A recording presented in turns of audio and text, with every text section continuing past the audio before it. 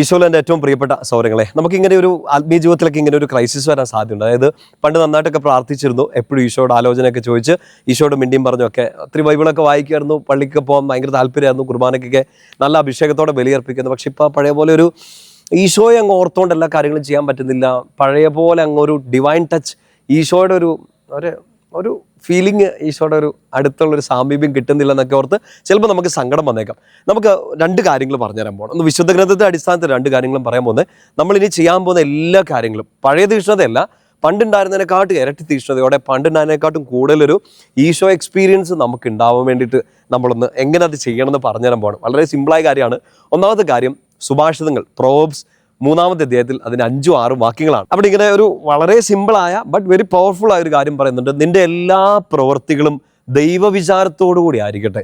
അല്ലേ, നമ്മൾ കേട്ടിട്ടുള്ള സ്റ്റേറ്റ്മെന്റ് എല്ലാവരും നമ്മളോട് പറഞ്ഞു തരുന്നതാണ്. ദൈവത്തെ ഓർത്തുകൊണ്ടൊക്കെ കാര്യങ്ങളൊക്കെ ചെയ്യുക, ദൈവത്തോട് പറഞ്ഞിട്ടേ കാര്യങ്ങൾ ചെയ്യാവുള്ളൂ. വചനം നമ്മളോട് ഉറപ്പിച്ചു പറയുകയാണ്, നിന്റെ എല്ലാ പ്രവൃത്തികളും ദൈവവിചാരത്തോടെ ആയിരിക്കട്ടെ. ആ പഠിക്കാൻ പോകട്ടെ, യാത്ര പോകട്ടെ, ശുശ്രൂഷയ്ക്ക് പോകട്ടെ, നിങ്ങൾ ക്രിക്കറ്റ് കളിക്കാൻ പോകട്ടെ, എല്ലാ കാര്യങ്ങളും ദൈവവിചാരത്തോടുകൂടി ആയിരിക്കട്ടെ. ശരിക്കും പറഞ്ഞാൽ അങ്ങനെ ദൈവവിചാരത്തോടെ നമ്മൾ ചെയ്താൽ ഉറപ്പാണ് എല്ലാം നമുക്ക് നന്മയാക്കി മാറ്റാം.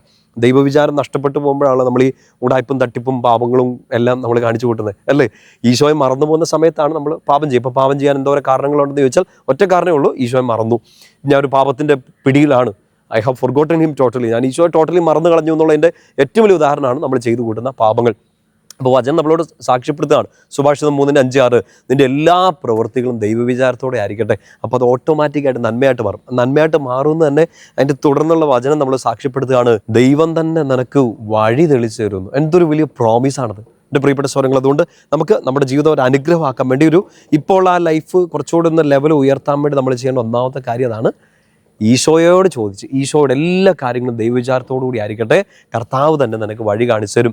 രണ്ടാമത്തെ കാര്യം നമുക്ക് പറഞ്ഞു തരുന്നത് നമ്മുടെ പ്രിയപ്പെട്ട പൗലോസ്ലിഹായാണ്. പൗലോസ്ലിഹ കൊറിന്തോസാർക്ക് 1-ാമത്തെ കത്തെഴുതും. അതിൻ്റെ 10-ാമത്തെ അധ്യായത്തിൽ 31-ാമത്തെ വാക്യത്തിൽ ഇങ്ങനെ പറയുന്നുണ്ട്, നിങ്ങൾ എന്ത് ചെയ്താലും അത് ദൈവമഹത്വത്തിന് വേണ്ടി ചെയ്യുക. പുറപ്പാട് പുസ്തകത്തിൽ നമ്മൾ സുഭാഷിതങ്ങൾ വായിച്ച അതേ കാര്യം, പ്രോവർബ്സ് എന്ന് പറയാൻ വന്ന ഇംഗ്ലീഷൊന്നും പറയേണ്ടത്, ഈ സുഭാഷിതങ്ങളിൽ നമ്മൾ വായിച്ച അതേ വചനത്തിൻ്റെ മറ്റൊരു രീതിയിൽ പൗലോസ്ലിഹ പറയാണ്, നിങ്ങൾ എന്ത് ചെയ്താലും അത് എന്തിനു വേണ്ടി ചെയ്യണം? ദൈവമഹത്വത്തിന് വേണ്ടി ചെയ്യണം, for the glory of God. നമ്മുടെ പ്രിയപ്പെട്ട വിശുദ്ധ ഇഗ്നേഷ്യസ് ലോയോളയൊക്കെ പറയുന്ന ഒരു കാര്യമില്ലേ, AMDG, ആത്മയോരം ദൈ ഗ്ലോറിയാം, എല്ലാം ദൈവത്തിൻ്റെ ഉപരി മഹത്വത്തിന്, for the greater glory of God.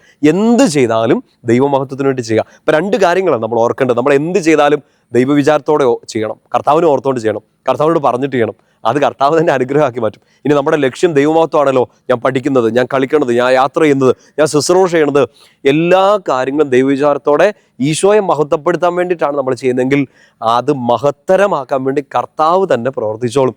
ഇപ്പം ഞാൻ പഠിക്കണത് എനിക്ക് 1 റാങ്ക് കിട്ടാനാണ്, നല്ല കാര്യം. അത് എൻ്റെ ഗ്ലോറിഫിക്കേഷന് വേണ്ടി, എൻ്റെ പേരിന് വേണ്ടിയിട്ടാണ്, എൻ്റെ മഹത്വത്തിന് വേണ്ടിയിട്ടാണെങ്കിൽ നമ്മൾ കുറേ പെടാപ്പാട് പെടേണ്ടി വരും. പിന്നെ ചിലപ്പോൾ അത് അഹങ്കാരമാവും. പിന്നെ 1 റാങ്ക് കിട്ടിയില്ല ചിലപ്പോൾ നമുക്ക് സങ്കടവും വരും. നമ്മളെല്ലാം ചെയ്യേണ്ടത്, ഉദാഹരണം പറയാണ്, ഇപ്പോൾ പഠിക്കണത് 1 റാങ്ക് കിട്ടുക എന്നുള്ളത് നല്ല ലക്ഷ്യം, ഈശോയ്ക്കും അത് അനുഗ്രഹമാക്കി തരാൻ പറ്റും. നമ്മളത് ചെയ്യണം. ഈശോയെ ഞാനിത് പഠിക്കുകയാണ്, 1 റാങ്ക് കിട്ടണം എന്നാണ് എൻ്റെ ആഗ്രഹം. അങ്ങയുടെ മഹത്വത്തിന് വേണ്ടി ഞാൻ പഠിക്കുന്നു, അങ്ങയുടെ മഹത്വത്തിന് വേണ്ടി ഞാൻ ഈ സ്വപ്നം കാണുന്നു, അങ്ങയുടെ മഹത്വത്തിന് വേണ്ടി ഞാൻ ഈ ഇൻ്റർവ്യൂവിന് പോകുന്നു, അങ്ങയുടെ നാമത്തിൻ്റെ മഹത്വത്തിന് വേണ്ടി ഞാൻ ഗ്രൗണ്ടിലേക്ക് ഇറങ്ങുന്നു. എല്ലാ കാര്യങ്ങളും ഈശോയെ ഓർത്തുകൊണ്ട് ചെയ്യുക, ഈശോയുടെ നാമത്തിൻ്റെ മഹത്വത്തിന് വേണ്ടി ചെയ്യുക. അപ്പം നിന്നെ മഹത്തരമാക്കാൻ, നിന്നെ ഗ്ലോറിഫൈ ചെയ്യാൻ വേണ്ടി ഈശോ തന്നെ ഇറങ്ങി പ്രവർത്തിക്കും. പാപങ്ങൾ നമുക്ക് ഒഴിവാക്കാം ഈശോയെ ഓർത്താൽ. എല്ലാ കാര്യങ്ങളും ഈശോ തന്നെ മഹത്തരമാക്കി മാറ്റും, നമ്മളെല്ലാം ദൈവമഹത്വത്തിന് വേണ്ടി ചെയ്താൽ. അപ്പോൾ ഈ 2 വചനങ്ങൾ ഓർത്തിരിക്കുക. സുഭാഷിതങ്ങൾ 3-5-6 പൗലോസ്ലിഹ കൊറിന്തോസാർക്ക് എഴുതിയ 1-ാമത്തെ ലേഖനത്തിൽ 10-ാമത്തെ അധ്യായത്തിൽ 31-ാമത്തെ വാക്യം, എല്ലാം ദൈവ വിചാരത്തോടെ, എല്ലാം ദൈവമഹത്വത്തിന് വേണ്ടി, four the greater glory of God. അങ്ങനെ നമ്മുടെ ജീവിതം മുഴുവൻ, എൻ്റെ നിങ്ങളുടെ ജീവിതം ഇതിപ്പോൾ കേട്ടുകൊണ്ടിരിക്കുമ്പോൾ ഇന്നിനി അടുത്ത് ചെയ്യാൻ പോകുന്ന ആ ഒരു പ്രവൃത്തി ഈശോയെ ഓർത്തുകൊണ്ട്, ഈശോയെ മറന്നാൽ നമ്മൾ പാപങ്ങൾ ചെയ്യും, ഈശോയെ ഓർത്തുകൊണ്ട് ചെയ്യുക, ഈശോയുടെ നാമമഹത്വത്തിന് വേണ്ടി ചെയ്യുക. കർത്താവ് നിന്നെ മഹത്തരമാക്കി മാറ്റും, നിന്റെ പ്രവൃത്തികളെ മഹത്തരമാക്കി മാറ്റും. ഈശോയുടെ നാമത്തിൽ ഞാൻ നിങ്ങളെ അനുഗ്രഹിക്കുന്നു. പിതാവിൻ്റെയും പുത്രൻ്റെയും പരിശുദ്ധാത്മാവിൻ്റെയും നാമത്തിൽ ആമേൻ.